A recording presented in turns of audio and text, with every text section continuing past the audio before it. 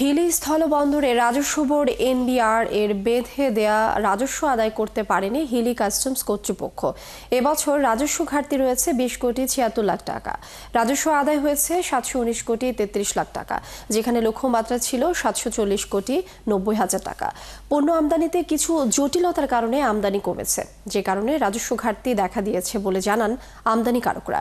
এদিকে শুল্কমুক্ত পণ্য আমদানি হওয়ায় রাজস্ব আদায় অর্জন সম্ভব হয়নি বলে জানায় কাস্টমস কর্তৃপক্ষ। সামিউল ইসলাম আরিফের তথ্য ছবিতে প্রতিবেদন।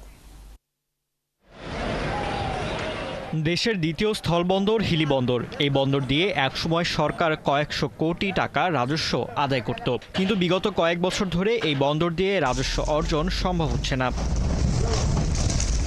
কারণ হিসেবে আমদানিকারকরা বলছেন, রাস্তাঘাটের অবকাঠামো ও বাংলাদেশ ভারতের মধ্যে দূরত্ব সৃষ্টি এবং পাথর, পেঁয়াজ, চাল সহ বেশ কিছু পণ্য আমদানি বন্ধ রয়েছে। এতে করে সংকট সৃষ্টি হয়েছে। তবে সবচেয়ে বেশি ক্ষতি হয়েছে পাথর আমদানি বন্ধ হওয়ায়। ভারত থেকে আমদানিকৃত মালামাল আসবার যে প্রতিবন্ধকতা ছিল, সেটা হলো আমদানি এবং রপ্তানিকারকদের সমন্বয়হীনতা ছিল।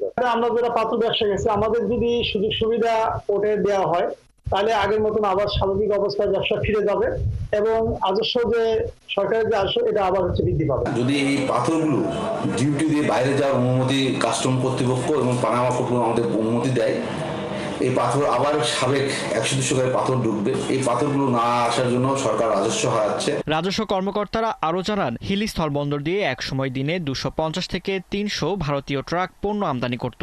সেখানে বর্তমানে 20 থেকে 25 ট্রাক পণ্য আমদানি হচ্ছে।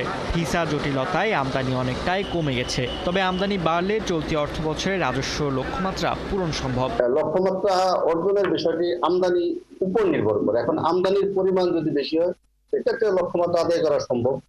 তবে এখানে শুল্কযুক্ত আমাদের এখান দিয়ে আসলে অনেক সময় কম শুল্কের পণ্য আসে। যদি বেশি শুল্কের পণ্য আসে, সেক্ষেত্রে আমাদের লক্ষ্যমাত্রা আদায় করা সম্ভব। জানুয়ারি থেকে জুন পর্যন্ত লক্ষ্যমাত্রা ছিল 377 কোটি টাকা, আর অর্জন হয়েছে 402 কোটি টাকা। ফারদিন নীরব, 71।